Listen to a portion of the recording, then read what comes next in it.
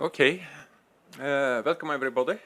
It's a pleasure to seeing such a large crowd on an early Wednesday morning in January in Oslo. My name is Morten Bøås. I'm a research professor here at NUPI. And I will very soon hand over the floor to Kari Osland, who will give the overall presentation.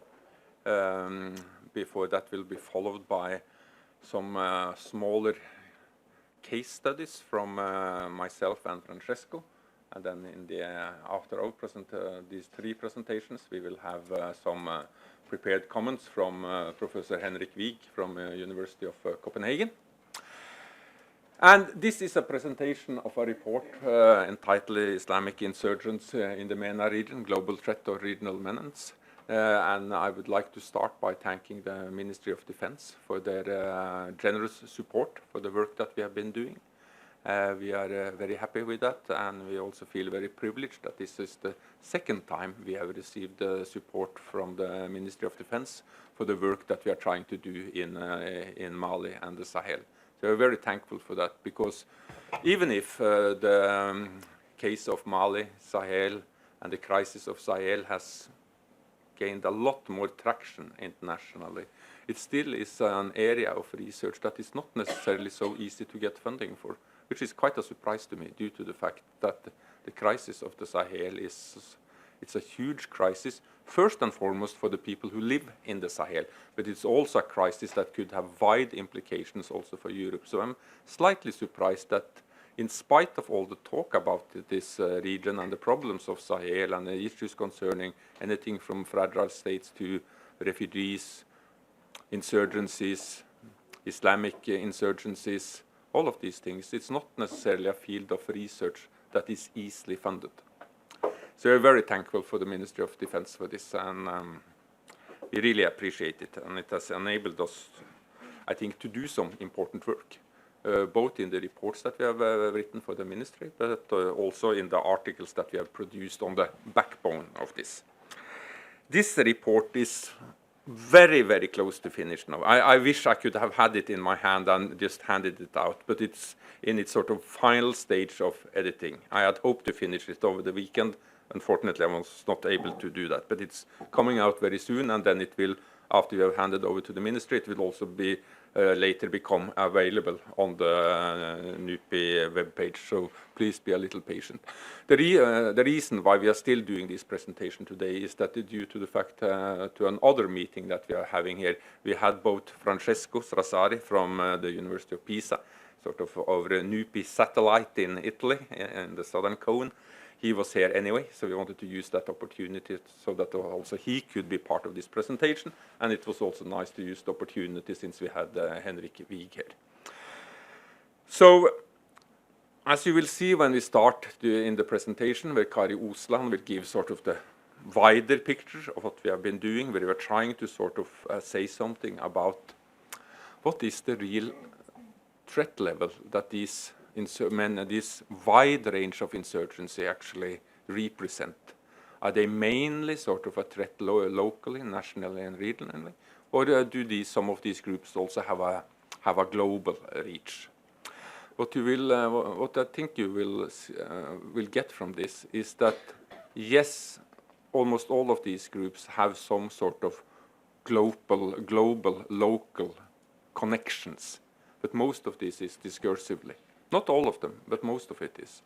What this means for us is that, yes, these groups operate within a wider global phenomena. But here, as in so many other places of the world, some of the most important drivers of violence, of extremism, are to be found locally, in local socio-economic and political grievances. And we, through both the general presentation by Kari and by the more detailed case presentation by me and Francesco. I'll be talking about the Masina Liberation Front in the central regions of Mali, and Francesco will be talking about possible connections to Burkina through the Fulani and particularly the Ansarul Islam in Burkina. That the localities of this is so important, both to understand what these movements are all about, but also to understand how they have evolved, why they have evolved, and what kind of possible countermeasures that in fact exist. So this report and this work that we've done is an attempt to try to come to terms to what are these movements actually? What kind of threat do they actually represent? And what kind of countermeasures are possible? But also trying to say something about what we should not try to do. And that is part of the problem now, in my point of view, that both the international community, but also some of our local interlocutors, that is the states in this region, are trying to do things that they absolutely should not do when it comes to this. And I'll get back to that when I talk about how the overreaction of the Malian state security forces in the central region of Mali after Operation Berkane in 2013 was one of the main triggers of what has created the current situation of immense insecurity in the central region of Mali. But I'll stop now and just hand over the floor to Kari, and I come back with my Masina Liberation Front's case study in 15 plus minutes. So Kari.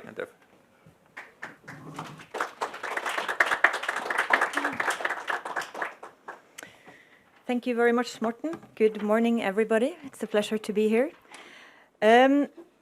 I will jump directly into the presentation. I think between the three of us, and well, the four of us, we have quite a lot to say. So I'll just start. Let me just, So the aim of this project has been threefold. So first, to analyze Islamic insurgent groups in the MENA region, examining the nature of the threat these groups represent on a regional and global scale. Second, to offer a more nuanced study that observes variation, rivalries, and interconnections related to material, organizational, and ideational resources among different armed groups. Third, to develop a methodological framework that may be used for analytical updates and future research in this region and elsewhere. So a few words on the analytical framework. The mainstream approach to security predicament of the MENA region has been framed in terms of ungoverned space, to which the solution is typically to reinstall government control in the form of capacity building and assistance to border management. We argue, however, that a conflict zone is not defined by absence of governance, rather by the presence of competing modalities of governance. In fact, we begin with the observation that armed insurgencies are part of emerging systems of governance.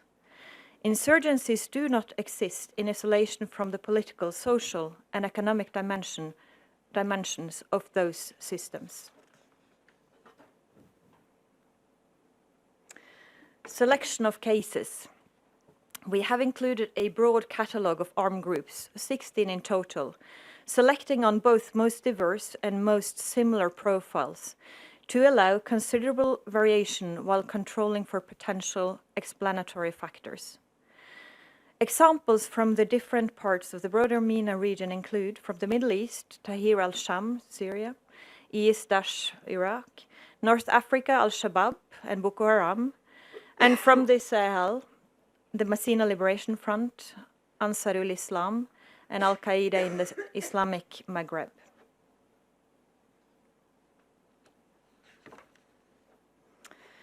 Here you see a list of the variables we have applied across the cases. This is based on a framework developed by Morten Bøås and Kevin Dunn in a book published in 2017, not 2016, as it says there.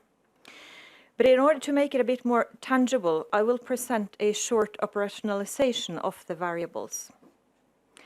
So with the first variable, ideological orientation.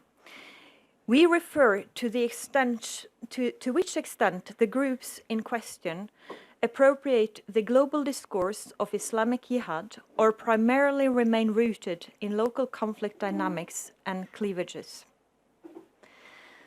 The second variable, intent, is closely related to the first, but here we look into the purpose behind the branding, whether there seems to be a real desire to become an operational branch of global jihad, or whether it is primarily used to brand yourself in order to increase your legitimacy nationally, regionally, and/or internationally. The third variable, violent action, focus on whether the violent actions are tied to appropriate local grievances or mainly loot and plunder. In many cases, it would be both. The fourth variable explores whether the governing capacity is high, moderate, or low. This variable is not purely tied to the governing of territory, but also understood in terms of controlling the minds of an imagined community.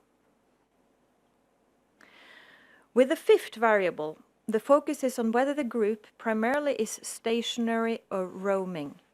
We assume that primarily a roaming capacity indicates less organizational strength. Recruitment strategies and potentials is the focus of the sixth variable. The question or the focus here is simply whether it is primarily local, regionally, globally, or a combination of these. The seventh variable puts the degree of military fighting capacity under scrutiny. Issues to consider here would be command and control, fighting skills, equipment you would have access to, and also whether you are able to use it, etc. With the eighth variable, we investigate whether the rank and file motivation is opportunistic or ideologically convinced or mixed. The ninth variable focuses on whether the group in question is characterized by ideological cohesion or distinctiveness. And the last variable looks for a degree of operational coherence or fragmentation.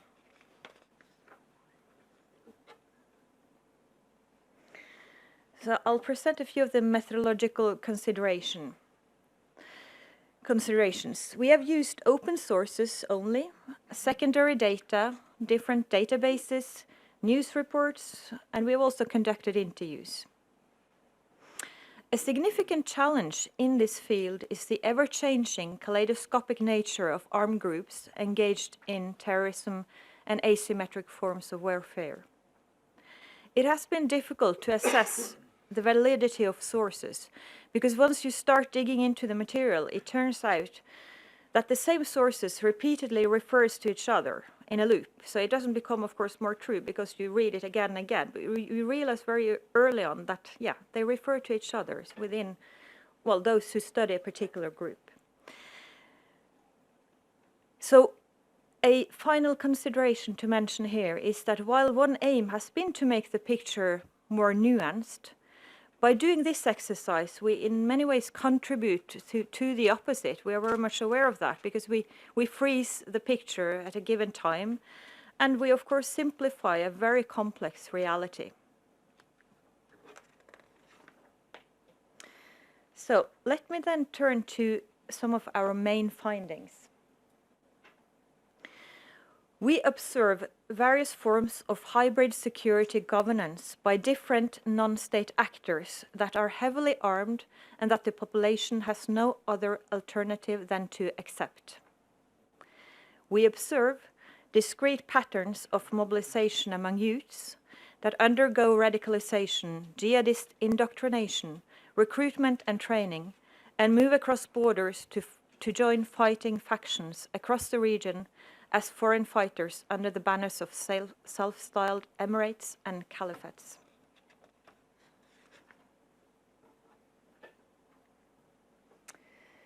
We see multiple and conflicting networks emerging, often with each constructing a competing system of governance.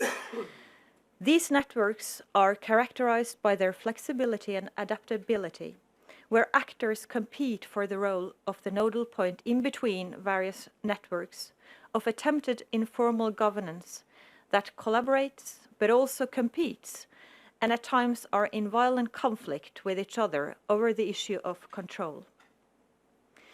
Several of these insurgent groups tend to be local and global at the same time. They effectively appropriate the global discourse of Islamic Jihad, but at the same time remain rooted in local cleavages.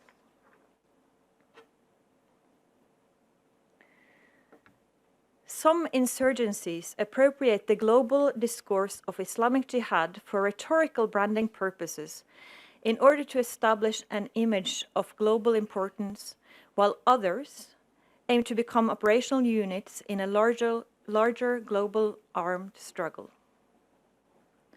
The range of insurgencies in the MENA region have very different capacities for governing and governance. Some are basically roaming movements and others have territorial control. Their leadership profile, the resources available to them through extraction, taxation and trade, and their level of economic support differ, and this affects their recruitment strategy and their ability to attract foreign fighters.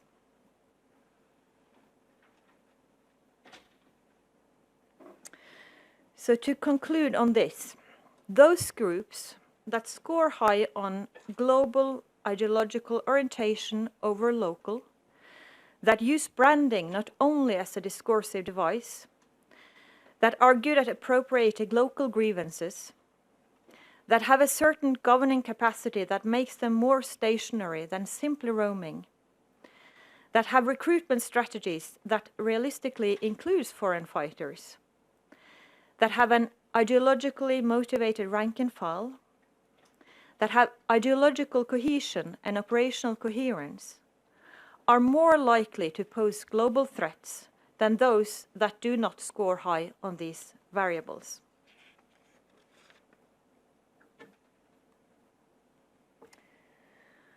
Also, the landscape of insurgencies across the MENA region remains far from uniform, as there remains considerable local and regional variation, which is not easily picked up by single case studies.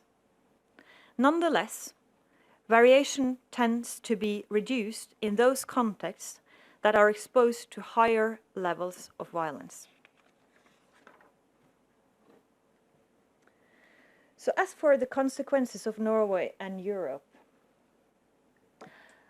I will not come with any very specific examples here, just to show you how we have put up or how we have linked the different variables to each of the groups. So as I said earlier, we have 10 variables. So we have ranked whether, for instance, scoring high on the first variable, ideological orientation. Scoring high here would be towards the global end of the continuum. Scoring low would be towards the local. So we have then assessed each of these groups according to a threat level of threat and according to these 10 different variables. And look at this as a very draft, which we need to recheck a few times before it will be published. But after having gone through each of these groups according to these 10 variables, we end up estimating, and it isn't, our assessment will be then very open and clear, so you can make your own assessment based on the information we put in the report. But then we end up with this kind of a graph which shows each of these groups and an estimation of the level of threat that they pose on a local, regional, and global level. So just to say and end actually with a few words on implications. According to the 2015 Global Terrorism Index published by the Institute for Economics and Peace, Boko Haram was responsible for 6,644 deaths in 2014, compared to the 6,073 deaths that ISIS was responsible for. Such numbers may mislead us to interpret these as all the same and to be treated in the same way. Boko Haram is a very different organization compared to the IS.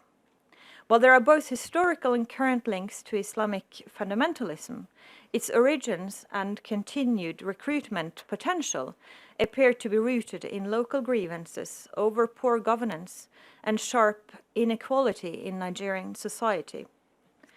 So treating Boko Haram as an international terrorist organization may only seem to have radicalized the group further.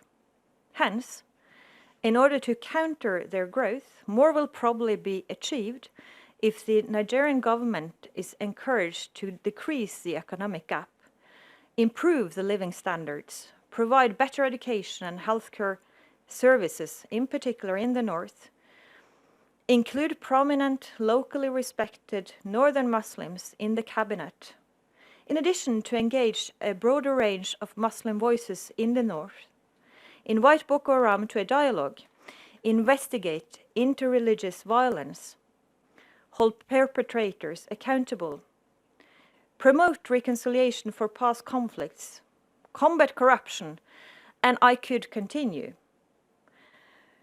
But all of this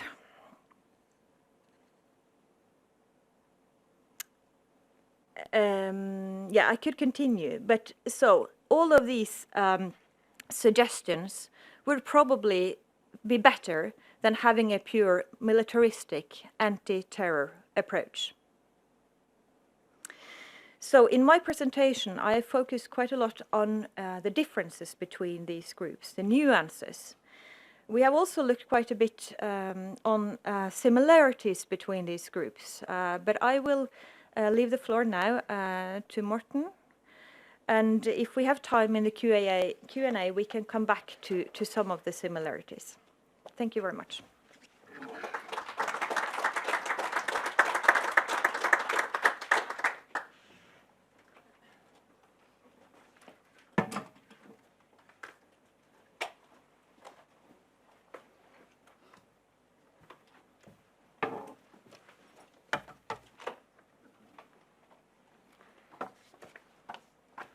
Thank you, Kari. And now to not something completely different, but this is a case study that will sort of go into this report in order to flesh some more and deeper empirical meat to this bone that we have, analytical bone that we have established.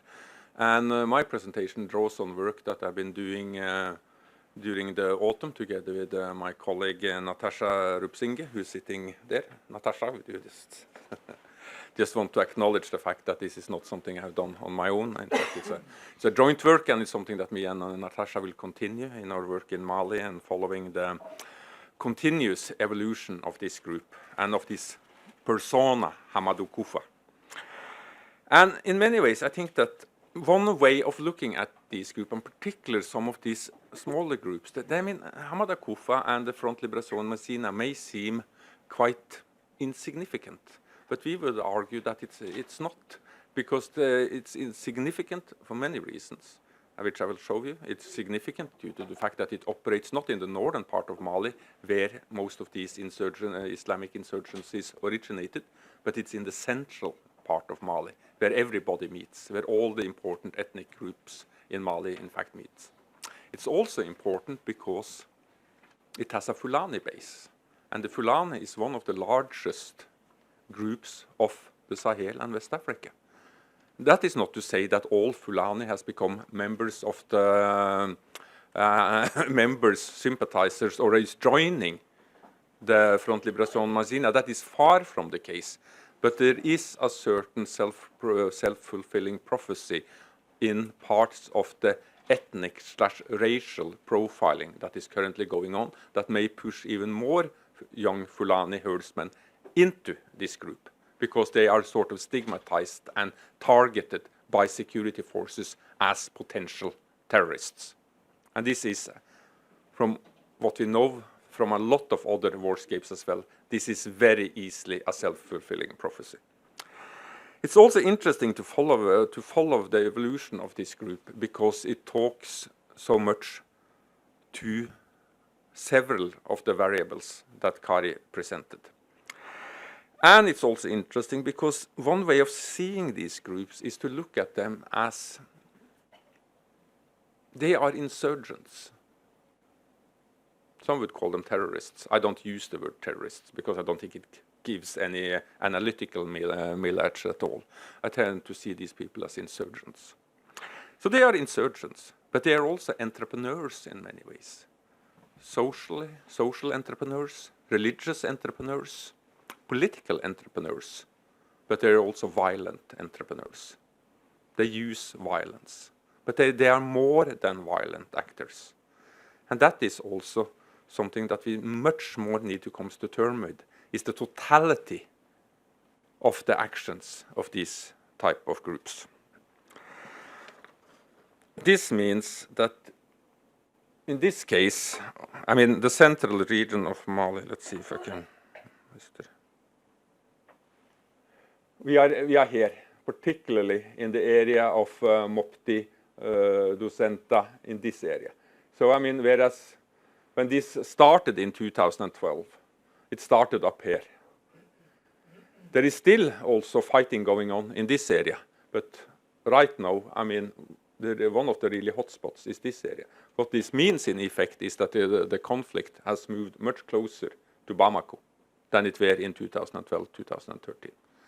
Which also to me suggests that what the international community is trying to do in Mali, well, it's not working very well. I mean, the situation from 2012 into 2013, first with the French Operation Serval, with various ECOWAS initiatives, African Union initiatives, now with the huge UN mission MINUSMA. Well, I mean, the situation is not improving. It's deteriorating.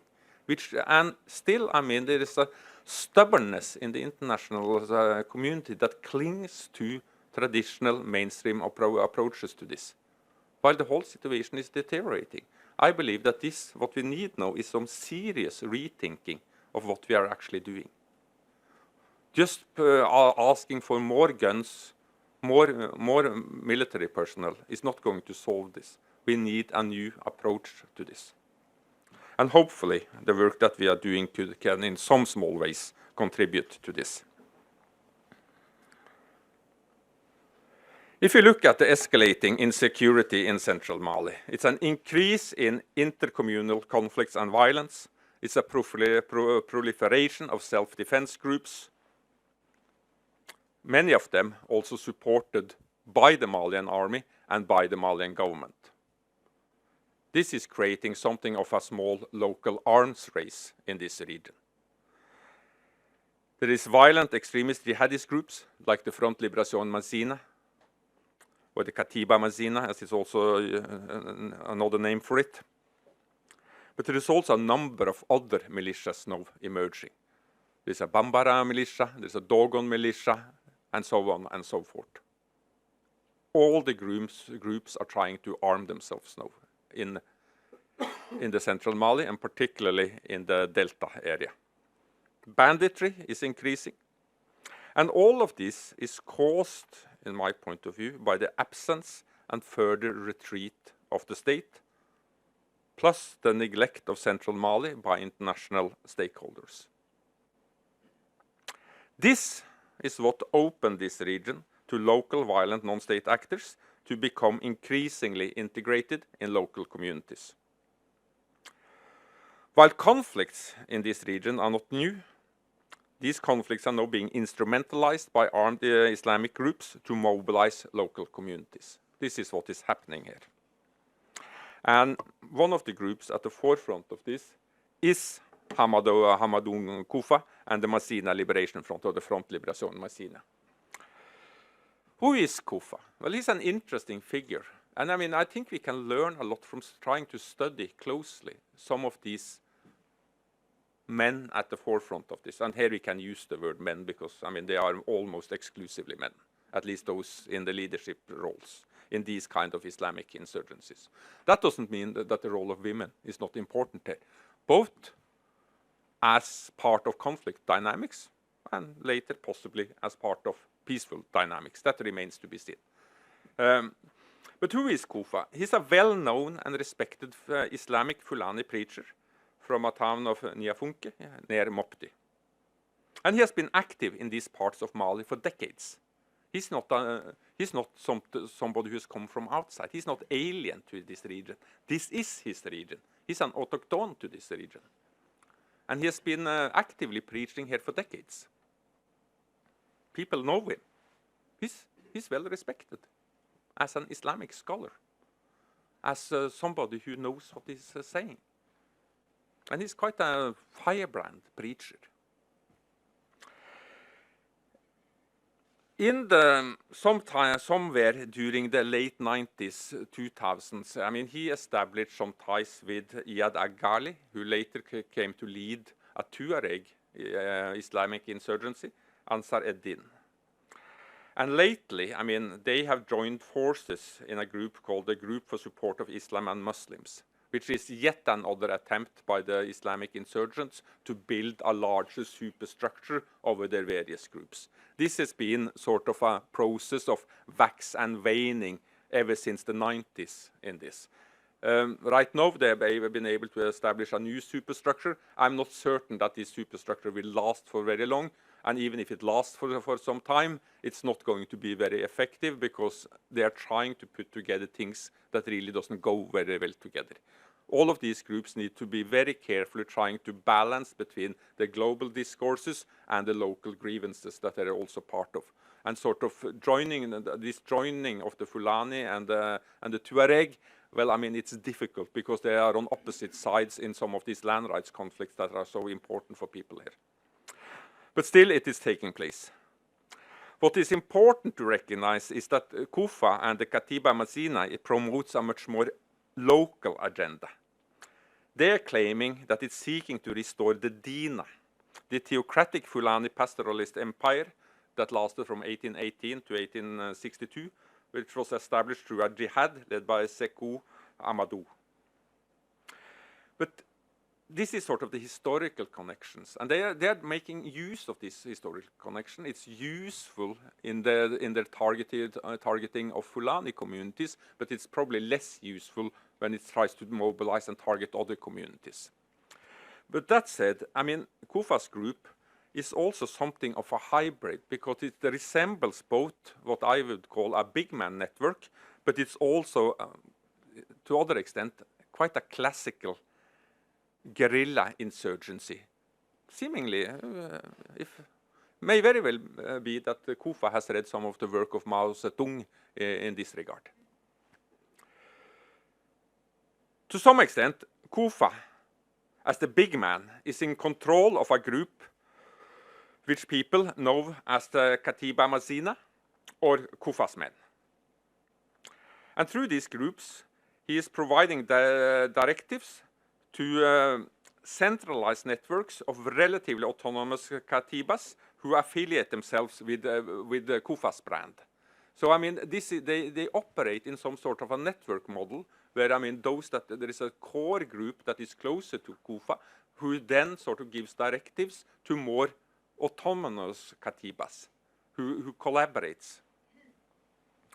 So this is one part of their organizational model. Another part is they operate very much like a classical guerrilla insurgency, depending on the local population for resources, combatants, auxiliaries, informants, but also in reverse, making civilians dependent on them through the provision of basic services and governance. These guys, yes, they are violent entrepreneurs, but they are also socio-economic entrepreneurs, social entrepreneurs, religious entrepreneurs. They do provide, and they provide in a place where people are not used to being provided for. And this matters a lot. They do not necessarily seek a total control of territory. Rather, what they seem to emphasize is some sort of social control, meaning that they don't sort of permanently occupy villages or territorial areas, but move in between them. And being there, but they are much more present than the state or the UN forces or the French forces, who very rarely are in these areas. What happens then if you look at central Mali as an enabling environment? Here we have to take into consideration that Mopti, well, it was once a commercial town, an happening town, a place where you could do business, where you could live, where things happened economically. Now it's undergoing an immense economic downturn. Mopti depends on pastoralism, and pastoralists have become increasingly vulnerable. It's a drastic reduction in herd sizes, combined with reduced demand and plummeting livestock prices across West African markets. Today, one estimates that only 33% of livestock in Mopti are sold. Tourism, which one believe represented about 25% of the regional economy, has vanished, more or less completely vanished. Currently, there are acute poverty levels of over 70% and very low levels of literacy and school enrollment. Only 22% of the men are literate, compared to 72% in the capital, Bamako. Only 10% of the women, compared to 52% in the capital of Bamako. And compared to other regions, Mopti and Ségou also recorded lowest net enrollment rate in primary secondary schools. And in Mopti, in 2007, UNICEF estimates that 270 schools have closed due to the insurgencies, which leaves around 80,000 children out of education. This is serious. If we then go beyond the enabling environment and look at the drivers, in me and Natasha's point of view, state responses is one of the most important drivers. The Katiba Mazina mainly, but not exclusively, comes from the Fulani pastoral community. And here I will again sort of stress that the majority of the Fulani has not joined them and has no interest in joining them either. But more people may be pushed towards them if the state doesn't clean up its act here. It appeals to the sentiments of marginalization and stigmatization of pastoral communities that have seen their socioeconomic status reduced. These are communities that are vulnerable to extortion by water and forestry agents of the state and cattle raiding from other communities. However, in our point of view, the breaking point was the clamp down on Fulani pastoralist communities after the French intervention of 2013. This has triggered increased radicalization and mobilization of this community towards the Katiba Mazina. Why is this the case? It's the case that because in 2012, when everything broke down, both in northern Mali but also in the northern part of central Mali, certain Fulani pastoralist communities, they saw that some of these movements that were emerging, like Akim, like Ansar Eddin, had a strong Tuareg component, and they were afraid that this situation would turn permanent, and they would then be living under a Tuareg hegemony, meaning that they would lose out in a lot of local land rights conflicts.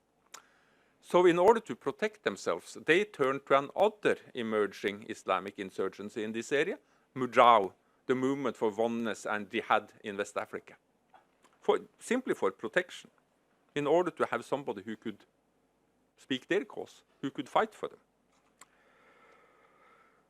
What happened was that when Malian security forces reappeared in 2013, this led to an ethnic profiling of Fulani herdsmen as jihadists. The result, quite predictable: mass arrest, abuse, and torture. And while the levels of mass arrest and the number of people victims of abuse and torture by the state may have been reduced, the practice continues by the Malian armed forces, the very same forces that is now being trained by the European Union training mission to Mali. There are some good officers in the European Union training mission to Mali. I met them at several meetings with, I interviewed several of them. But due to their very restricted mandate, these very fine officers, which I believe they have absolutely no idea of the effect of their training, because they are not allowed to follow the troops into the battlefield. So they have no idea about what is actually happening. This is, to me, relatively insane. But it's due to this enormously risk aversion that comes out of Brussels when it comes to this. But this is completely stupid, and it needs to be changed. Because right now, the European Union is spending an enormous amount of money on the EUTM without having any idea of what the effect of this actually is. It's insane. And this continues and therefore fuels further recruitment and mobilization towards the KOFAS men. I'll speed up now. Sorry, I'm taking a little bit too long. But religion. I mean, a lot of ink has been spelled on the role of religion when it comes to these kind of Islamic insurgencies. I'm not saying religion matters. It do matters. But it's not necessarily the most important driver. But it's an important vector. And also the fact that when a religion enters into these kind of violent mobilization, it takes on its own dynamic, which we need to become better at understanding. So that I'm not denying the role of religion, but I'm not overplaying it either. But we should not deny the role of religion. It's an important vector, and the egalitarianism that a group like KOFA promise have a certain appeal.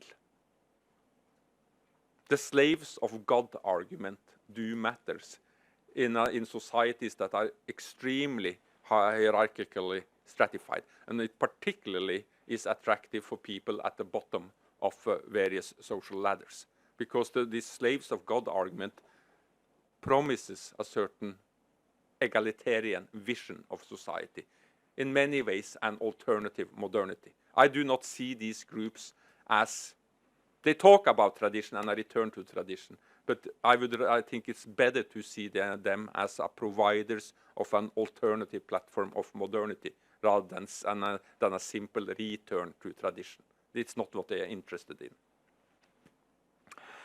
And the role of religion also mattered through the wide reach of KOFA's preaching, because his sermons and preaching are spread like wildfire in this region on memory cards, Bluetooth, and so on, instantly among communities. And this matters, because he's a respected man, KOFA.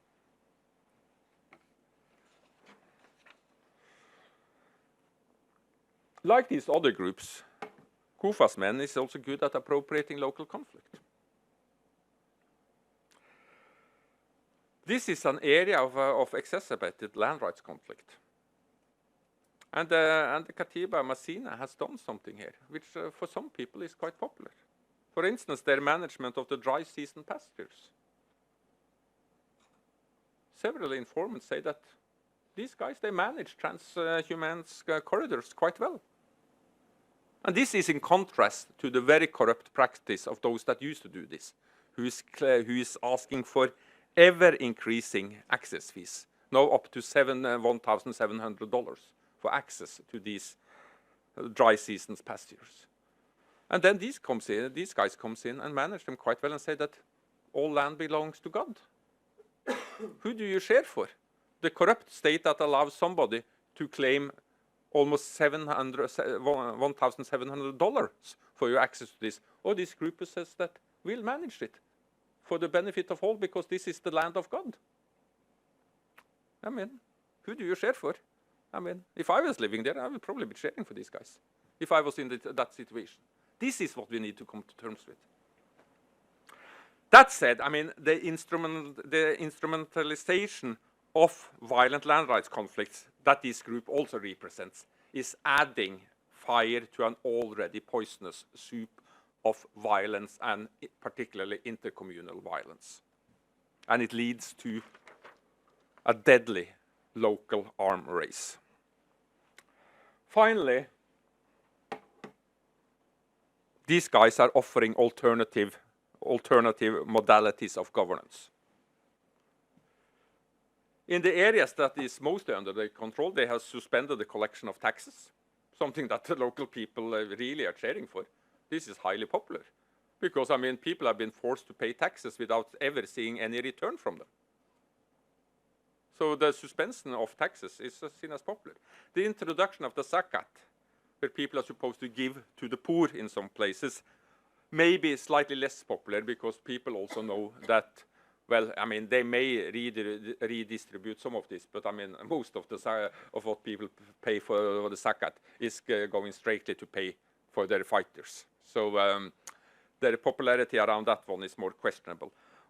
Another thing that people like is, and this is quite a novel intervention which shows the entrepreneurial level of this group, is the mobile courts that they have established.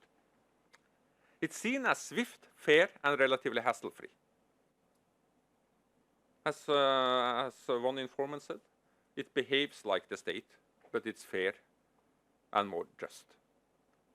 People, I mean, if there is a land rights conflict, some of KOFA's men will come in on motorbikes, summon these people in conflict, and very quickly turn out a result. That result may not necessarily be completely fair, seen at least from the one that loses it, but you cannot buy it. Whereas what people are used to here is that everything that happens in front of a court is something that must be bought. You cannot buy this. They'll listen to things and then they'll make their decision. That is not necessarily a fair decision, but it's not a decision that can be bought. And that, again, matters.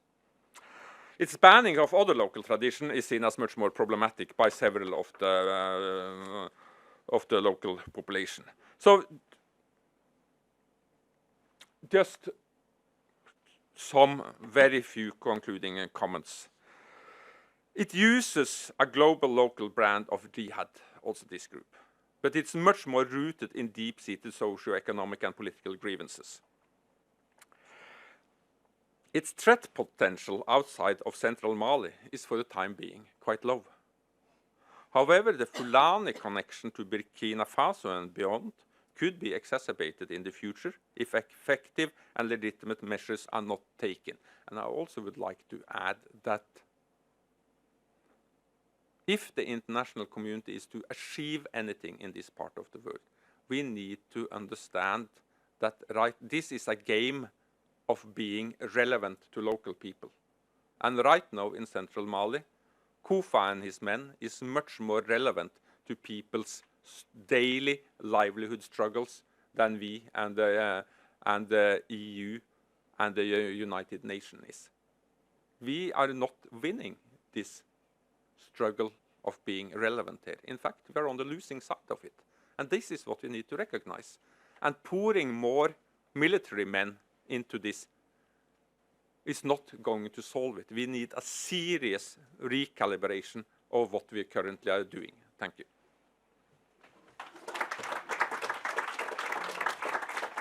Francesco, please. Thank you, Morten.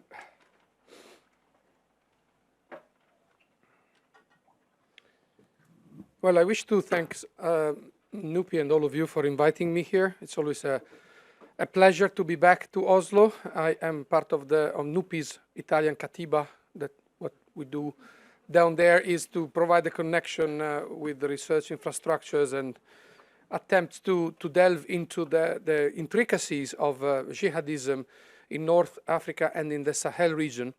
And my task today is one of connecting to what Morten has just explained by looking on the other side of the border, the gray area to the south, the Burkina Faso area. And that's an important case, I claim, because it allows to see the regional dimension of something which is depicted as a threat lumped together under the head of terrorism. Incidentally, I just saw that Stathis Kalivas came out with an important study today where he proposes to get rid of the term terrorism and consider jihadism as a subset of insurgencies by studying Africa. So there's a growing consensus about a different analytical perspective into these matters. But let me give you some data to to kind of illustrate the magnitude of what we are talking about. Morten was describing the stumbling ahead of the peace process in the case of Mali. Now, since September 2013, that is the moment where the jihadis were swept away in the north, where you see the Timbuktu and Gao area, till today, the 31st of December of 2017, we count some 2,108 assassinations or men killed in battle or civilians caught in the crossfire in Mali only. We have about the same number, no, half of that in terms of injured and wounded in jihadist attacks. And if we just take the year 2017, out of those 2,000, 1/3 were produced in 2017. So we're talking about some 716 casualties as part of jihadism versus state international missions in Mali alone. Out of those 745 are MINUSMA UN, and then we count some 245 Forces Armées du Mali, so local soldiers, and then 2 French soldiers from Barkhane. One of them was killed from an insurgency coming from Burkina. And sorry, is it me? No. And that is what where I will try to bring your attention. In Burkina alone, which is semi-obscure in terms of news and media attention, in the year 2017 we count some 114 casualties out of the clash between jihadist factions and state security apparatuses, and 71 injured. So we are talking about a full escalation. There's no doubt about that. Numbers are clear in terms of distribution, in terms of intensity, in terms of lethality, in terms of dynamics. There is no doubt that we are witnessing an escalation, which is parallel to the growing deployment efforts that are being made vis-à-vis the region. We have seen how the G5 Sahel force is being put into force. Yesterday, a trust fund was created by the local partners to be able to receive the money that the EU, the US, Saudi Arabia are trying to cluster together to make that money fungible and possible to be used in operational terms. So there's a proliferation of operational instruments. There is a significant insistence on budget transfer, helping military budgets and security budget from Sahelian states. The last case was Niger, that just approved the new budget with a significant component of foreign assistance and a growth in terms of military expenditure. So militarization is going on in terms of the scenario that we can forecast in terms of the next few years. And yet the Sahel remains a crisis polygon. There is no doubt that what we see is a situation of elusive peace, if we want to use a euphemism, but de facto conflict moving, in the case of Mali, from the north further to the center, which is an important area because it's an area that is productive. It's the area of the inner delta of the Niger River, where this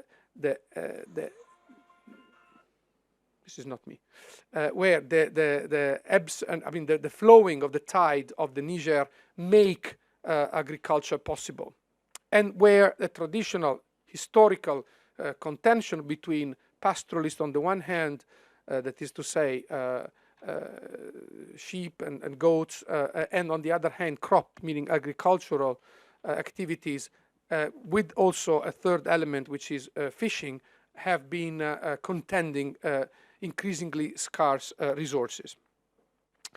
Now, the question that we are zooming upon is the question of the Fulani pastoralists. That is a broad group that is characterized by their language, Pular or Fulfelde. I mean, it changes the name according to the different area, which stretches across an area, a very broad Sahelian area, from Mauritania into the Sudan. It's characterized by their activity, which 1/3 of the Fulani population is still semi-nomadic, and by their religion, which is by majority Muslim. And the history, the mythical history, the repertoire is the Sokoto Caliphate. We go back to the Middle Ages. But it's important because it conflates, in terms of ideological call, an idea of a mythical past, which is anchored to an idea of jihad as a basis for political legitimacy, with calls that we see in the case of Amadou Koufa end up being Front de Libération, that is a liberation front that is a modern rhetorical configuration. A liberation front is something that goes with decolonization and with the assertion of modern states in Africa. So there's a strange repertoire, which actually becomes even more, let's say, uneasy when that idea that goes back to the origin of the Fulani political identity, or at least its mythical origin, comes in contact with the question of the North. What happened in March last year was the alignment, the aligning of Mali's insurgencies along the group of support and defense of the Muslims and Islam that is putting together a number of groups led by a Tuareg leader, Yad Aggali, a company of arm of Amadou Koufa, under Al-Qaeda, the Al-Qaeda galaxy. So we see a Fulani identity that ends up in contact with the Tuareg leadership under an Algerian, because when we talk about Al-Qaeda in this region, we're talking about Akim, that is the Al-Qaeda in the Islamic Maghreb, that is north of Burkina Faso for sure.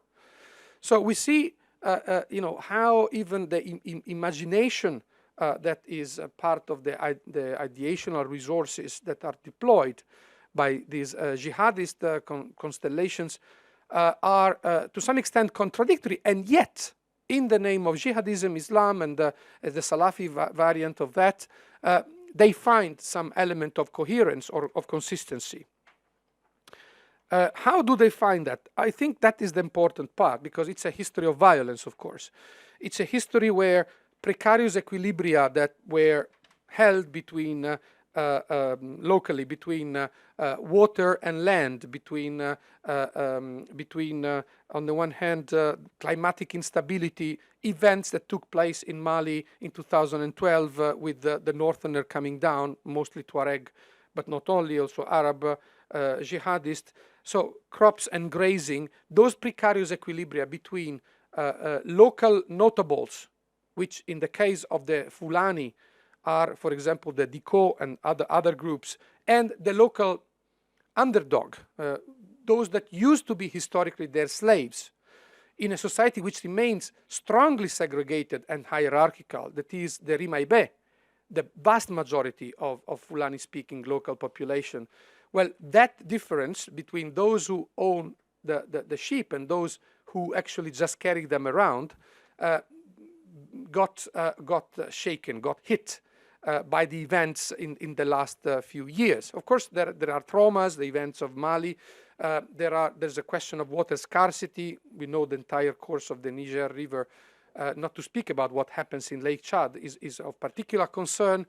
But there is also something more long-term there. For example, Fulani herders are known for their individual ethos by protecting their animals, with their cattle, with historically with machetes, with knives in self-defense. Well, now that's no longer the case. Now they have an AK-47. Weapons have been circulating in the region, and that has tilted equilibrium, because once you use a firearm, you get empowered to some extent. Those dynamics, those segmented hierarchies are questioned by the events in the past few years. I don't have time to go into details, but this is an important contextual element which I think we should take into account. So when the Tuareg came down from the north, the local population, part of the local population, including part of the Fulani, felt a pattern of rivalry. Who are they? Are they the new owners? We were used to a situation where, incidentally, the Fulani don't have a history of rebellion. The entire Fulani question is not a history of rebellion up to now. But those new elements coming in a situation of increasing resource scarcity, was such that most of them ended up looking for new sources of protection. And the sources of protection, guess what? Where they came from those who carried weapons, who had a doctrine, who could provide an alternative mechanism of governance. And, there we go with jihadist groups. Well, in this case, there is even documentation of some Boko Haram contacts, especially vis-a-vis the Mujao in 2012, some operational contacts. So black Islam came in help in that sense. And, new political deals were found in terms of territorial control, in terms of who protected whom. Once the traditional pattern of neo-patrimonial governance that saw the local elite working in the name of power wielders of the government in the capital, well, all of that was replaced by a different system. Now, that situation is in fluxus today. And that explains, to some extent, violence as a way of settling the political situation, political deals. Now,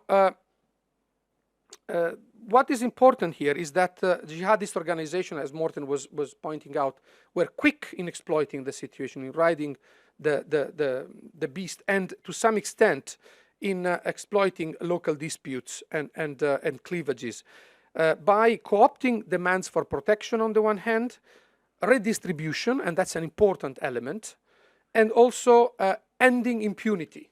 The idea that the kind of justice that an Islamic court, which is highly mobile, can deliver is quick. You steal my cattle, in a second you will get a verdict. You don't have to wait for a corrupted system. And actually, those who represent the corrupt system from the center end up being a target. They are isolated judges, police, every public servant, starting, and that's a history that shares what happens in Nigeria. For example, teachers, in the case of Burkina and central Mali, teachers are kidnapped. Today, teachers are on strike in Burkina Faso, also due to growing insecurity in the north. There has been a lot of that going on as well. So, self-defense militias in 2016, in the case of the Fulani in that region, were already orbiting or gravitating around Amadou Koufa, 2016. But here is the specificity of what happens on the other side of the border. Because a companion of arms of Koufa was the young Ibrahim Malam Diko. Now, Malam is the transliteration for teacher. So again, we have a generation of teachers, meaning erudition in the name of Islam, of course, in Quranic school. We are talking about people who, know how to speak, how to preach. And Ibrahim Malam Diko, that everybody calls Malam in the region, grew closer to the jihadists on the other side of the border. Between 2012 2015, there is documented evidence of his activity in the insurgency in Mali. Increasingly close to the Masina, that's where he would also by origin fit. But the question is that his commitment to the cause of Mali was somehow leaving his back without a guard, because what was going on in Burkina was very much concerning for him and his comrades. It's a history of abuse, of repression, and it's also a history of a confrontation between Koufa, who tells him, we need Burkina as, we're talking about 300 kilometers of border over there, basically unguarded, especially after what happens in Burkina. Remember, 2014, we have a revolution in Burkina Faso. I mean, Blaise Compaoré is kicked out. He had played an important role, especially in the beginning of the insurrection in northern Mali, as a mediator, offering good offices to the Tuareg over there. Now, he's out of the scene, so the situation in the north of Burkina sits on a fulcrum at that point. But Koufa wanted northern Burkina to be quiet because it would be important for logistical for weapons procurement, for as a kind of rear base for resting after an attack. Whereas on the other hand, Malam Dicot feels that he has to protect his own citizens. And you see a bit of a tension which grows in the moment in which Kufa, out of a strategic diversion, grows closer to Yada Gali, a Tuareg. In the name of what? Of a group of support and defense of the Muslims and Islam, which apes al-Nusra in Syria, in the national coalition to fight the colonizers, the crusaders, and therefore that is not the battle that Malam wants to do. He doesn't want to immolate his men coming from the Soum region of Burkina for the cause of Mali. Or at least there are other priorities coming, and he sees that every time he goes back home to his own village, and he sees that the elderly are being forced by the military to humiliation in the public square and so on. This is a story that former jihadists tell, Le Monde or other news that are in the region. And that's an important story because it fits with the broader pattern of radicalization, that is the term that is en vogue right now, which I have myself described in a study that mixes with this that we just published for the European Union Institute for International Studies on jihadism in Africa. And 80% of our respondents in different regions mention first among the reasons, the drivers for recruitment, the decision to embrigadement, to enter a brigade and the Katiba, the behavior of state authorities. 80%. Way before, the call, the Quranic call, or other reasons that have to do with local dynamics. How the state discriminates, how the state marginalizes, how the state violently treats family members, and so on. So that's the moment where you see an independent or autonomous form of agency on the Burkina side of the border, still part of the Fulani story. And this initial diffidence vis-a-vis the creation of the group of support of Muslims is probably a distinctive element that will play an important role later on. Now, 2 words about the history because it's important to understand the profile. Malam grows in Djibo, that is the main city, you see that in the north of Burkina, and which newspaper have been calling the Kidal of Burkina, to the north, in fact, 45 kilometers to the north. Big family. He gets married to the daughter of a grand imam in Djibo. The first killing, there's a bit of a totemic banquet story, the primal homicide scene. The first important killing in a history of radicalization that goes through the creation of an association called Al Irshad, 2 radio stations, one is called the Voice of Soum. The first important moment is the killing of an imam that stood in his way. A different type of Islam, you get rid of the father. The second important element, which is the break with Amadou Koufa, is the decision to attack. When he goes back to his village in Soboulé, he decides in December 2016, with 30-40 members of his own Katiba, to act autonomously, disobey, and attack Burkinabe forces in the famous Nasumbu killing. 12 are killed, the other flee, they are there with their motorbikes, with the pickup, with the heavy machines. The servicemen sent by Ouagadougou have no way to respond. That's the moment where the whole story changes. That's where Ansarul al-Islam becomes a fighting force, autonomous in its own strategic thinking, although with tactical ambiguity vis-a-vis Amadou Koufa. And here is the moment where the decision has to be made.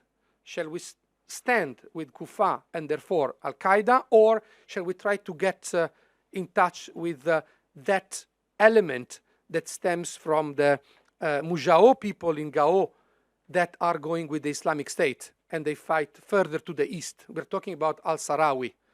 Al-Sarawi, as the name suggests, coming from the desert area of the Sahrawi, former Polisario fighter, radicalized, ends up fighting in Gao, enters the Mujao, and from the Mujao moves with his own Katiba, fighting in the east towards the Niger border, attacking in Niger, among other things. And eventually, after a long waiting period, he's accepted by the Islamic State, by Daesh, as a Daesh independent Katiba acting in that region after a few massacres. So where to go? And the situation remains to some extent ambivalent, even now that Malam Dicko is dead. Because what happens in the spring of 2017 is that they become increasingly, they dare more. They attack the Barkhane forces, by the French forces. They kill one soldier. The French respond with two important operations in the Fulsare forest. Those two operations disperse the troops of the Katiba, of the Ansarul Katiba. And Malam, who suffers from diabetes, there are stories that he's found, the corpse is found with no signs of bullets. He simply ended up dying of thirst. Now, who succeeds Malam is an important story, because there are three important elements. There's Malam, one brother who is killed as well. The third brother is Jafar Dicko. And Jafar is reportedly, of course we don't have any strict evidence about that, is the new leader. Jafar has a reputation of being way more intransigent, skilled in communications, reading all the media. Maybe he's listening to us right now. And at the same time, let's say, determined and violent. So we end up in one of those classical situations we have seen already on a macro scale in Iraq, that counterterrorism kills one leader and the worst leader emerges. We have seen that with the birth of Islamic State. There's been a kind of selection in killing Al-Qaeda leaders until when one Baghdadi was replaced by another al-Baghdadi. It is the one that we are discussing today. At the same time, the repression brings Malam, or what remains of Ansarul, closer to Al-Qaeda, meaning to Kufa. So in this moment, we have a situation where Ansarul keeps attacking. It attacks to some extent in the name of the group of support of the defense of the Islam and the Muslims. Some other times not. Sometimes they leave something written by saying this is done by Ansarul in the name of the Islamic State. It's not clear. It's not clear. But the repression to some extent, I mean, there is evidence in terms of dynamics of tactical coordination, operational coordination with what happens on the other side of the border. Attacks continue. They went on all the time. Even yesterday there was a gendarmerie attack. And while the escalation goes on, and I'll close on that by way of conclusion, can we see the other map perhaps? Plus this, okay. This is more or less the region of northern Burkina where the attacks were produced. You know, there has been a grenade attack also the day Macron decided to address the youth in Burkina 1 month ago. By way of conclusion, this is not just a story of violence of a jihadist group in a vacuum. The north, that border was a border where the brother of Compaoré, François, was the master. He was in charge of all the trafficking routes towards Mali, historically. There are plenty of allegations about the fact that the mutinous part of the army that was not in line with the transition in Burkina facilitated the jihadists in their routing, taking route in the north. But most importantly, what this story tells us is it has something to do with how the jihadists are able to present themselves as, I'll use that provocatively, as equal opportunity employers. They appeal to the Rimaibé. They stop conspicuous weddings, conspicuous baptisms in the name of, sobriety, in the name of a call for social inclusion. They're able to articulate a sense of social mobility and social integration that the state has lost in that part of Burkina, for sure. And that is something that also we see in Mali to some extent. But in the case of Burkina, perhaps it is even clearer, because the situation is so ambivalent, that Al-Qaeda is expanding in terms of range of operations. And the language that Al-Qaeda is using here is close to the language, if you read the Al-Qaeda publications, that is going back to using even in Nigeria, where Boko Haram is under attack today, 2 attacks in the Lake Chad and in the Sambisi forest. And you see Al-Qaeda already offering a rhetoric for a long-term perspective, multistratum between the local and the global, and able to bring together those contradictions that are the same that we see in the case of Burkina. Thank you very much.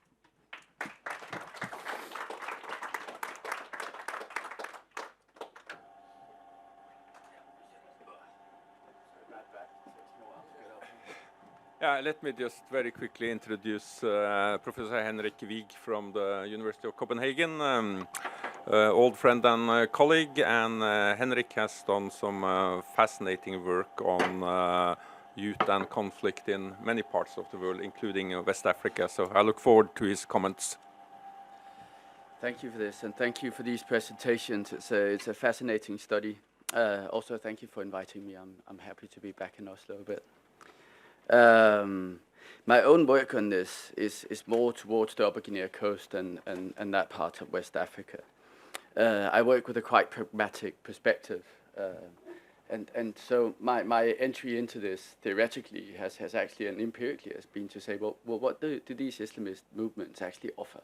What do they offer the common man? What do they offer people who seem to find them interesting in one way or another? I think in both perspectives, this report will touch upon this in many interesting ways. It's a wonderful piece of work, I think. I especially like this, the anchoring of it between a global threat and a local menace, taking global aspects into consideration and looking at how these tie into very regional and local concerns. I also personally really enjoy this as Islamism, as what has become a global discourse of rights and political and social standing. And this seems contradictory to many of us up here, but in many ways, for some of the people concerned here, it's one of the single discourses of right and possible standing that are actually out there for them. So for me, many of these movements, they offer promises of futures. They offer promises of viable lives, and they offer promises of societal order. Now, we may disagree with what's on offer, but when you look at the people that actually mobilize into these groups, that's actually what's on the table. And I think we need to take that seriously, and I think it seems, as this report is an important step towards actually doing that. So, in many ways, I think it will provide an important antidote to our regular understandings of what's actually at stake here in general. It's interesting that while seen from the north or the west, we often look at these movements and these formations as agents of rupture and disorder. But when you actually do the empirical fieldwork, when you're there and looking at the people that mobilize into it, it very often stands out as the exact opposite. That is, as offers of order, that are not just singular and personal, but that are actually universal. They purportedly, it's an offer for anyone. It's universal and generalized, and that makes a difference. We often also see them as forces creating insecurity, but in fact, when you're there and you look at the people that mobilize into them, these are offers of security. In a situation that is generally characterized by insecurity in many of these areas, Islamist movements will often say, well, here you actually don't just have social standing, we'll also protect you a bit in a manner that you otherwise find difficult to find. So they offer protection and security, physical and social. Now, the study here is a fascinating one in many of these respects. I think the comparative point of departure shows the differences and similarities that bring us closer to an understanding of the phenomenon in general. It does something for us that we need, not just a particular study, but something that actually squares it in terms of other insights into this. That brings us closer to what are we actually looking at in a larger perspective. I also think this study highlights the way that many of these movements adapt simultaneously to local and global and to the social and the political, and how that actually strengthens their outwards reach.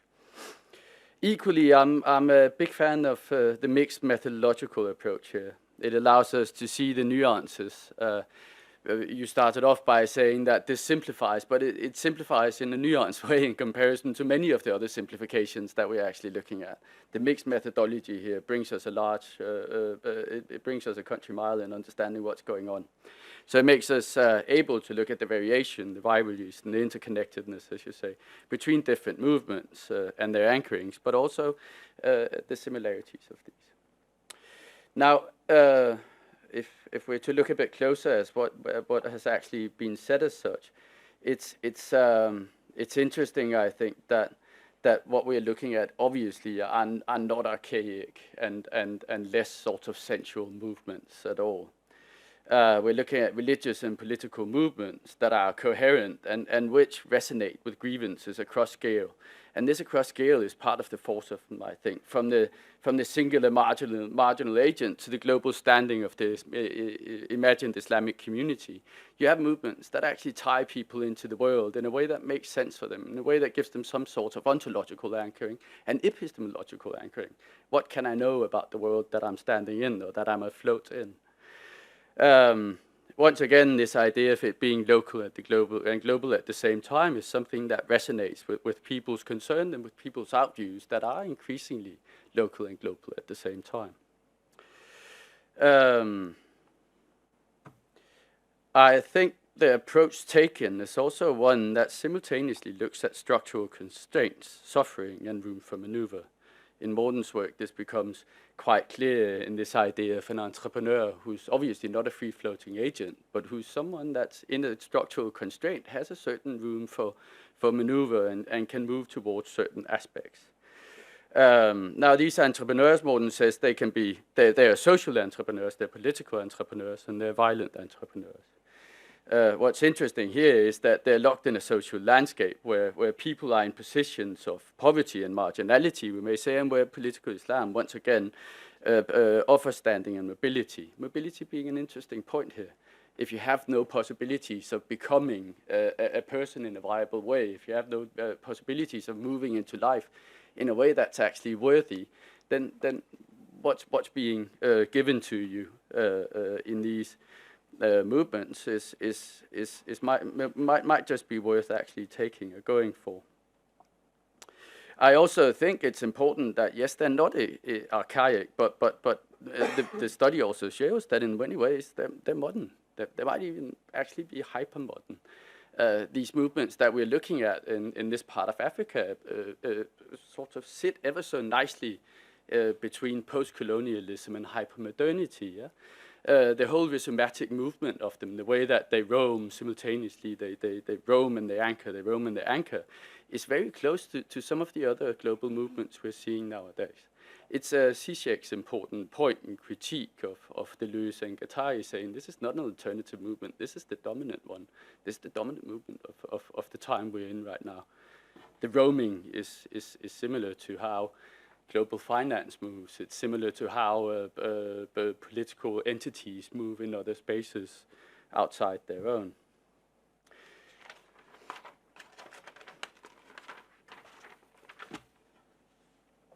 I also think, actually taking this seriously, saying, well, religion matters, yes. The movement across the local and the global matters, yes. And the narrative anchoring of this matters, and that's perhaps where religion actually does matter. It matters as something that gives us a teleology of sort, that brings people's imaginaries into the futures of sort. For me, the central narrative figure in many of these movements, when you read a bit closer, is not necessarily one of supremacy and power, which is what we fear up here, of course. They seem to be driven by this lust to dominate, by a libido dominandi. So we think it's quite natural. Of course, they want to dominate. When you look a bit closer at many of these movements, the dominant narrative figures in them are actually of déclassement and decline. Their narratives of experiencing becoming abject, they're becoming ostracized, they're becoming indifferent to a global order as a particular movement or a particular group, but also, once again, as a larger group of people. So it does something when we delve into the narratives at stake here. It actually does something that also, once again, counters our perspective, or our regular perspective to it. And once again, this is an experience that connects across space. and connects across scale, as Francesco was also touched upon. From the Fulani pastoralist in the Sahel to the second-generation immigrant in Denmark, there's actually a narrative figure that touches here, that connects and that resonates in a way that generates an extra energy into this, that invigorates the idea in a specific way. So religion matters, but it matters as a narrative, an ideological offering, or an ideology offering social standing, mobility, and futures once again. I think this is evident in the Mali case, and it's equally evident in Francesco's Burkina Faso case. I also echo the call to get rid of the term terrorism, and to take this seriously as a kind of insurgency. I think is a lovely move, a lovely analytical move. What became so clear when squaring Francesco's presentation with Morten's is that while Islamism and these Islamic movements might be seen as critical events, as a critical emergence of sort, when you do the contextualizing here and when you actually do the empirical research, you figure out, well, it's something that intersects a critical continuity. It's not a critical event as such. It's something that actually ruptures or intersects something that people experience as a critical continuity instead. This changes our way of understanding what's at stake. And it also changes, I think, our way of approaching, well, what might the solution be? Obviously, there are structural issues at play, once again, that we need to take seriously. So in Francesco's work, it becomes clear that in this region, these insurgencies are not just critical negative events, but events that promise to change something that has a more dire, long-lasting effect. And once again, the precarious prospect that defines the continuity is being offered an alternative that's seen as more dignified and viable, perhaps. And once again, this ties into a common thread here, that the story of these Islamic movements is not something that emerges from a vacuum of power or ungoverned space. It's something that emerges from a space of power and a space of governance that doesn't work as it is now. So it's something that comes as an alternative that we need to take seriously, that people take seriously. I love the fact, Francesco, that you called them equal opportunity employers. I think that's a nice way of framing it. You can also say for many people in these areas, and if you look at the history of Islamic movements, for many people in the areas where they actually emerge, they emerge not just as that, they also emerge as an offering of a human rights of sorts. One that's human rights that are not differentiated, human rights that are that do not depend upon your economic and social standing as such. So they actually offer something for people who have little in terms of rights and that kind of anchoring in the world. Now, the last two things I had on the agenda here, they're comments more than the questions, you may say, is that I think we need to take seriously, first of all, the question of spectrality in terms of talking about this. The Islamist has become a figure of fear for many of us, and it's become something that has become so dreadfully unsettling for us that we're rushing to solve a problem in a way that actually might not do us any good. Niels Bubandt wrote a wonderful article about radicalization and our attempt to attune our societies and attune our foreign policies to it. And he uses the concept of aporia, and he does it in a nice way. So aporia literally means a road that you can't travel. But it can also be taken to mean an attempt to solve a problem whereby you generate more of it. And I think many of the ways that we engage in trying to solve these problems is deeply aporic. We keep on engaging in a way that we're actually beefing what we're trying to avoid, creating more of what scares us to start with. So in policy terms, I think we need to take the spectrality issue seriously, take this seriously as a figure of fear, and then really do as you do, bring it down to the ground and see, well, what are the local realities in trying to fix these things.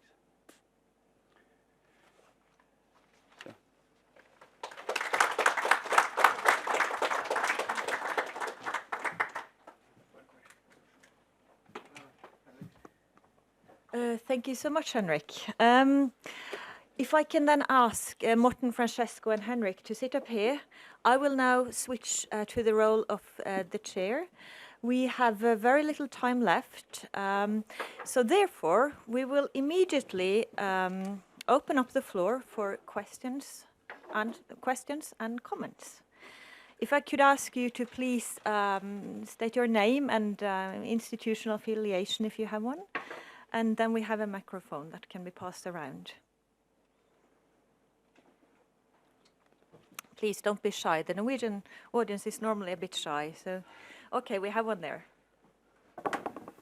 My name is Elizabeth Eide. I come from what is supposed to be called Oslo Met, but it's still called Oslo and Akershus University College.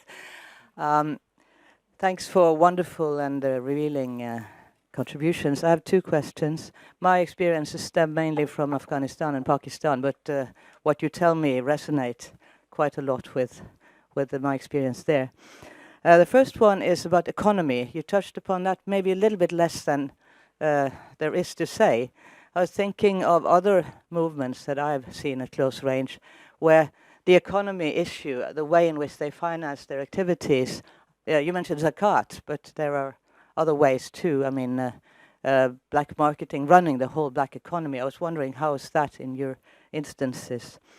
The other one that you didn't mention much is the way in which the presence of the foreigners, and now I mean the Europeans mainly, and the French in this particular area, how that also is used discursively as a moment of, or as a factor of mobilization, actually, for these groups that you have. It's very heavily used in Afghanistan, Pakistan. I don't know about this region that much. Okay, thank you very much. I don't see any other questions at the moment, so I'll let you answer. Morten or Francesco? Or Henrik, of course, if you... Should I start? Yeah, thanks, Elizabeth. When it comes to the economic issues, I mean, any kind of these kind of insurgencies, they need access to funding. And they have some. I mean, I mentioned the zakat as one example. I mean, the particular group that I talked about, the Masina Liberation Front, is also managing income from taxation of on some of the river transport. That is one thing that they are doing. Kidnapping has been a main source of income traditionally for several of these groups. I mean, the Akim Vårgest, when it was first established, was on the basis of the kidnapping of 30 plus relatively stupid German tourists who tried to travel through this through an area that they absolutely should not have tried to travel through. And kidnappings are still going on. I mean, we hear about sometimes about when internationals are kidnapped, but there are also other people who are taken hostage here. And when people are released, somebody has paid, even if that's denied. We know that if people are released, then somebody has paid. Not necessarily the state, but somebody has managed to bring some money to the table. And of course, there are, I mean, almost all of these groups are in some way or another involved in some of the trafficking and smuggling operations that cuts across here. Not necessarily as their main activity. I mean, some of them, some groups are, for some of them, this is their main activity. For others, this is just a way of funding their project of political, social, religious resistance. Whereas for other people involved in this, it's mainly an opportunity to survive here and now in order to possibly thrive in the future. So it's a mix, but I mean, one should not completely overestimate the economic part of this also. It's important, but it's not necessarily one of the main drivers in this.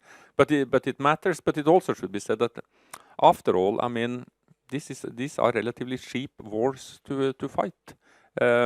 Weapons are plenty in this region, and they are quite cheap to access. I mean, a Kalashnikov doesn't cost very much here, and there are many of them. Francesco, do you want to add some?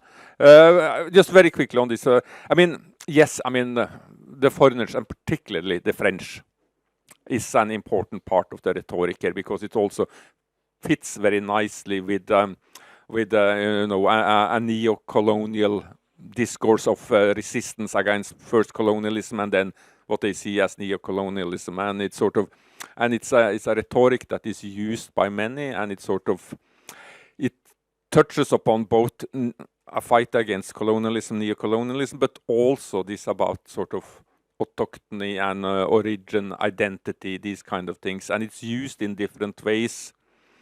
But it's also sort of something that these groups needs to be a little careful with due to the very fragmented nature of them. I mean, it's sort of, you need to be careful with your rhetoric here. You need to keep your base, but you don't want to antagonize too many others either. So it's always a tightrope walk for them. Sometimes they succeed, other times they fail. Francesco, you want to add something?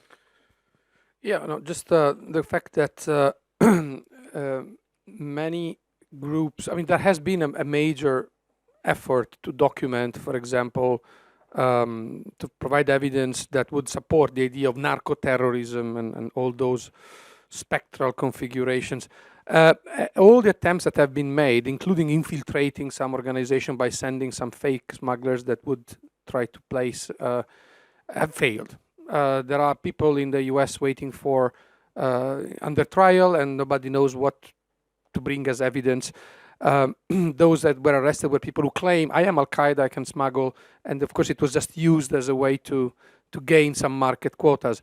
The fact is that armed people provide protection, and you know, smuggling always existed in that area, especially if you walk towards the more desertic latitudes where land is not productive, and therefore there is an economy of circulation.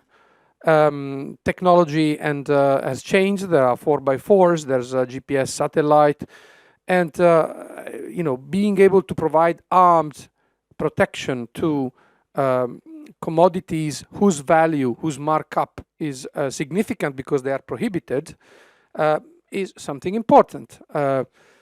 There's a value in doing that.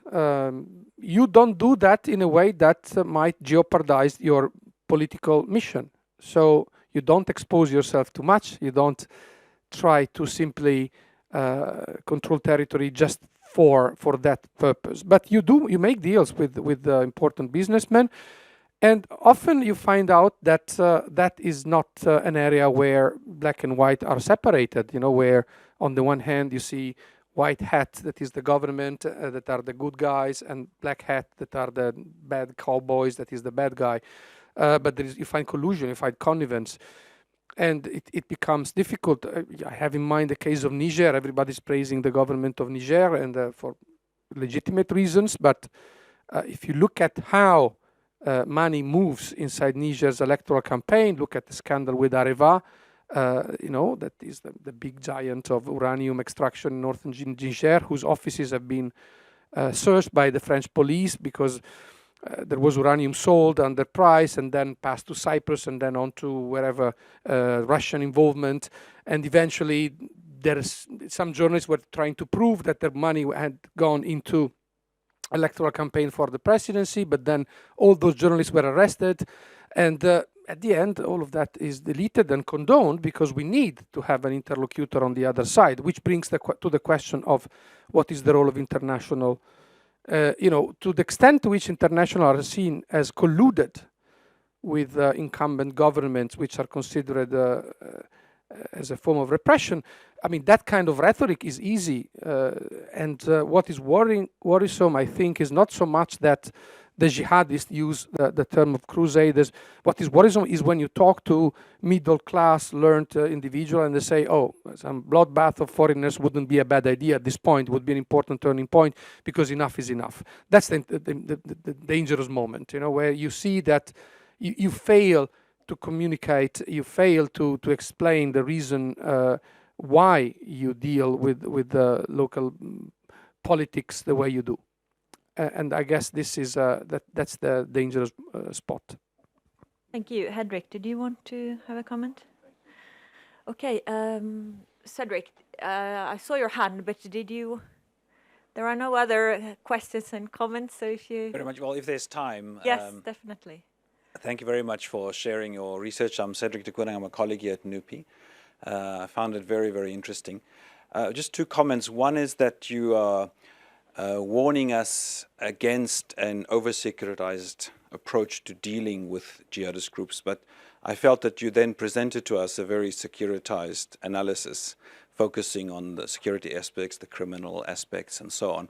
And although you hinted towards some of the more social justice issues, which I assume you are suggesting are really underlying the problem, you haven't really spent a lot of time on those issues. And that leads me to think from an international perspective, if these are changes that are happening in these societies that will take very many decades to develop, what is the role of the international community in this process? What is our role in trying to influence these processes and to prevent perhaps some negative behavior that we're trying to avoid?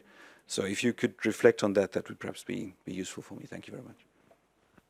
Very much, Cedric. There is one more there, so we can take that as well. Second row. Hey, my name is Chris. I'm from the University of Oslo. It was a super interesting point about the roaming and the hyper-modernity and linked to the financial business. And in connection with that, I mean, some of these groups are in what we call the third layer of Al-Qaeda, right? So they're not inessential. And there's been a lot of discussion with central Al-Qaeda about holding territory or not. And in your research, have you found any thoughts on this, on the ground, on these groups? What are their ambitions? Are they going to be roaming, or do they want to seek territory? What's their kind of end game in this situation? Thank you.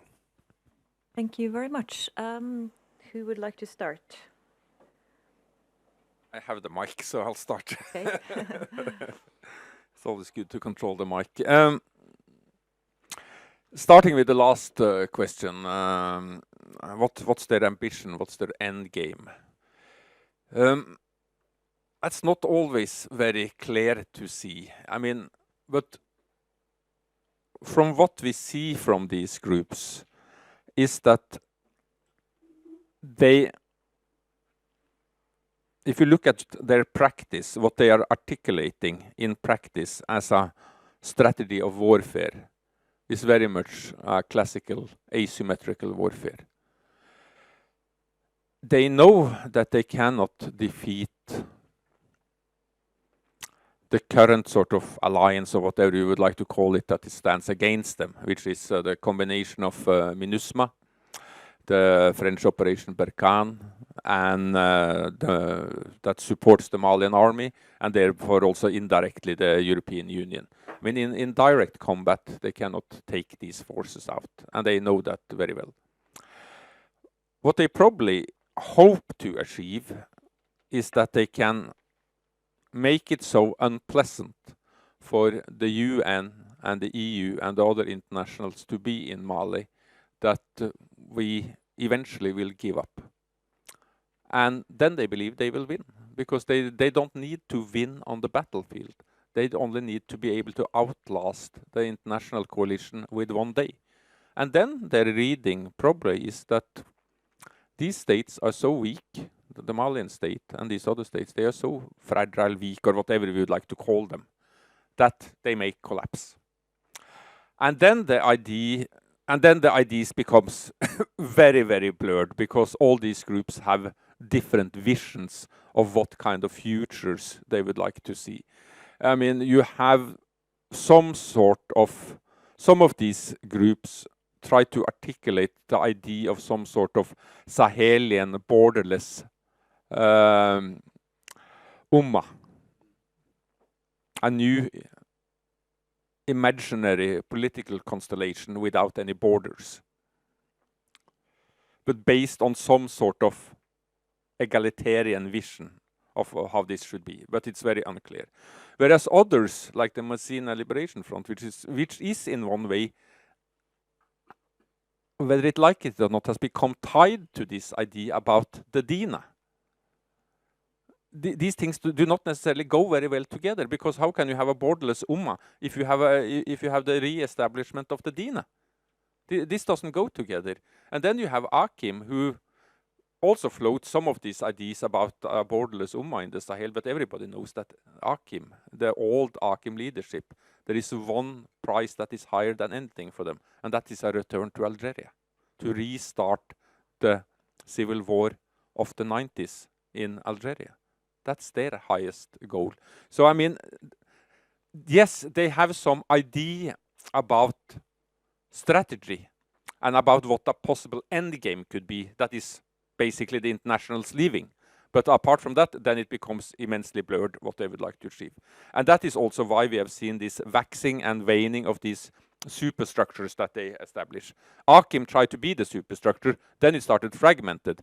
Now we are back to a new superstructure. I mean, the one both me and Francesco talked about, this group for the support of Islam and Muslims, with a slightly other configuration. But it's a configuration that more or less is doomed to break up if they cannot solve this question that nobody has been able to solve so far in the case of Mali. And that is how to really deal with land rights issues on a larger scale beyond one community. That is sort of the intercommunal struggles of land rights and access rights in the Delta area. And they may be able, through their mobile courts, to solve a single issue here and there.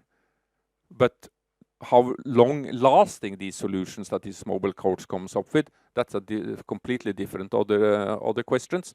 And sort of extrapoling this on a much larger scale, I don't think is possible. So therefore, I mean, I predict that this current superstructure is something that it will remain for a while, it will not have that much effect, and it will sooner or later start fragmenting again, due to the very fact that they have to always balance between the local grievances that they depend upon for local integration and the more global discourse that they also need. When it comes to the, I mean, your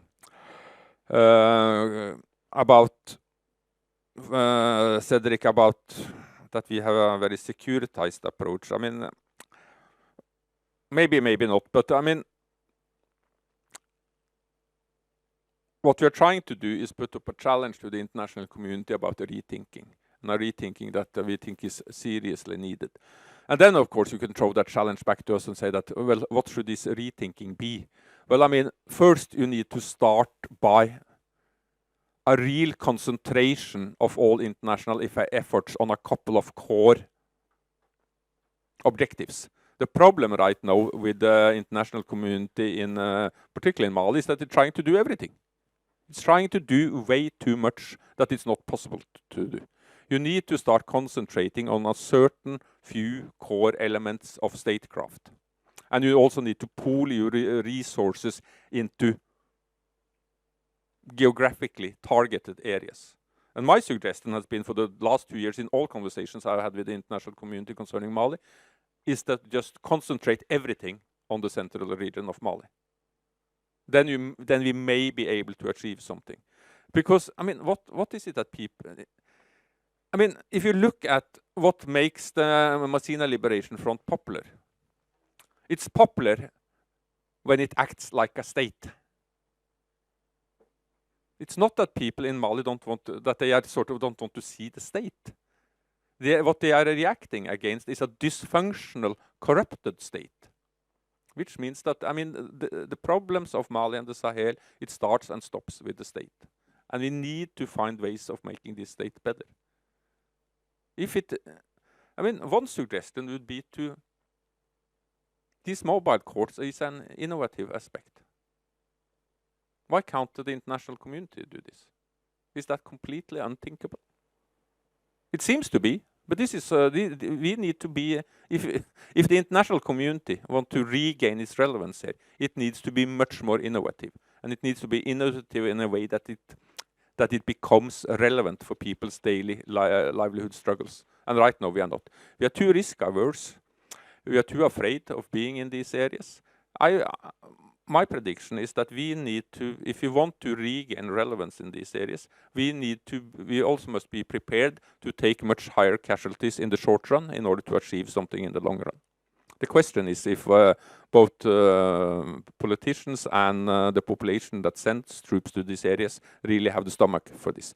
Otherwise, we will end up doing what we are doing now, and that is basically just some very basic sort of riot control. We are preventing the house from completely burning down, but we are not putting out any fires either. It's basically just riot control, what we are doing. Francesco? Now, on the question of the territorial hook of the geopolitical imagination, when we talk about the Sahara or Western Africa, there is no talismanic idea such as the Levant or Syria. We are talking about areas that never galvanized to say, let's go and save whatever, the Azawad. They have an important resonance locally. And so therefore the names are quite multiple. You have Al-Qaeda in the lands beyond the Sahel. You have the Islamic State in Western Africa. You have the Emirate of the Grand Sahara.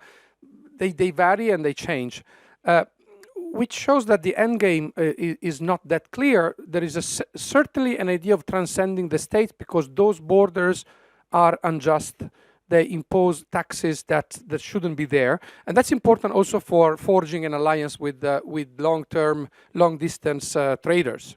And therefore protecting those routes and deals and including trafficking that I was mentioning before. But that, I think, is important because in such a fluid geopolitics, and I get also to what Cedric was asking, I think one of the risks that we see in a long-term scenario is that the current pattern of militarization along the format or the template of the state, that is the post-colonial state that we have known, might prove to be not sustainable in the middle term, not even in the long term, in the middle term, meaning that the amount of assistance that is needed to state budgets to keep the situation as it is while it is deteriorating is immense. And you build, the European Union is pushing its border into the Sahara, but where does it stop? Stop in Niger, or we go further down to Guinea, because that's where migrations come. And you restructure the entire area, reforge it, while your local clients are so vulnerable to pressures and to those mechanisms of collusion that we described. So the risk might be that we end up having a sort of a strategy that ends up protecting pillars of stability, let's say capital cities, the portion of territory that in colonial times was called utile, the useful part, the economically productive, and we sort of give up marginal peripheral areas, which typically are those by the borders. And at that point, I'm not sure how the political landscape will change. To what extent they will become marginal, or the new political reconfiguration that is already in its going will happen. And I'm saying that because, let's say 5 years ago, let's say 10 years ago, nobody, if someone told you that a state would implode in this region and just, vanish, you would be surprised. Now there's been two already, Mali and Libya. If a new one would collapse, nobody could say that we didn't see that come. There are dynamics going on whereby there is an erosion of legitimacy and a dynamic of confrontation that is such that it can happen, and therefore, yes, maybe I think I agree with you. That our kind of cut is one that emphasizes the security dynamics more than the others. But I think it is important first to demystify that and look at those scenarios, for worrisome that they might look, to open space for understanding where priorities could be recalibrated. That's at least our intent, and maybe we didn't succeed in that, but that's what we are trying to do. Thank you so much. I see that time is running a bit out, but Henrik, do you have a comment? I could have one. Yeah, please. So in terms of should I turn this on? Is it on? Okay. In terms of the what do they actually want to achieve? I think part of the interesting thing about these movements is that they're able to articulate achievement on a multiple levels of across scale. So from the individual that mobilizes into it to the local situation, a matter of concern, and into a large core or large scale global order of such. I think that's part of their strength. I also think it's interesting that the rise of these Islamist movements, they seem to be good as potential alternatives, but perhaps less convincing as dominant orders. So they offer themselves nicely as something that we will make a positive difference, but when they actually are in the situation to implement the order that they preach, it often turns less convincing. In terms of the roaming aspect of this, I think there's an increasing amount of figurations, political, social figurations right now that cut across space in much the same way and that have much the same sort of oscillation between being afloat and actually trying to anchor themselves in quite adaptable and flexible ways. And for me, I've been trying to work with it as indicative of socio-political formations, of more fluid geopolitics perhaps. But something that's currently particularly clear, and currently also becoming particularly clear as we're seeing the reaction to this. So we have a close geopolitics right now, the rigor mortis of the nation state being played out in these national conservative ideologies that seem to be swarming us. Yeah, but I mean, so there's a dichotomy that seems particularly clear right now, at least.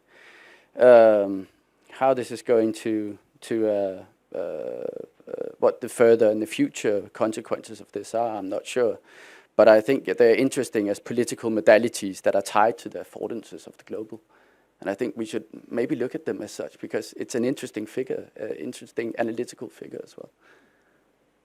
Thank you very much. I just also wanted to add two lines as for the aim, because I think I've been primarily looking at this across cases, but we see that, you know, for several of these groups, when it comes to their establishment, it has often been attached to a very particular conflict or a situation. You know, for instance, in the case of Al-Shabaab, it was established in order to oust the Somalian government. In the case of Jabhat al-Nusra, later Tahrir al-Sham, it was established to fight Bashir al-Assad's regime, etc. So, but then it seems like in some of these cases, there comes a turning point, and in some of these, the turning point is exactly when this conflict internationalize in a way. So then it seems to be a catalyst, turning the organization's raison d'être from a local to a global, which was the case again with Tahrir al-Sham. And I also just want to mention that in the report that will be published shortly, we also have a kind of contextual overview of these groups, where we also have the stated purpose, but of course taking what they say themselves at face value, you know, what they communicate themselves as face value. That is what we have put here, and that is in flux. You know, it seems to be changing quite a bit.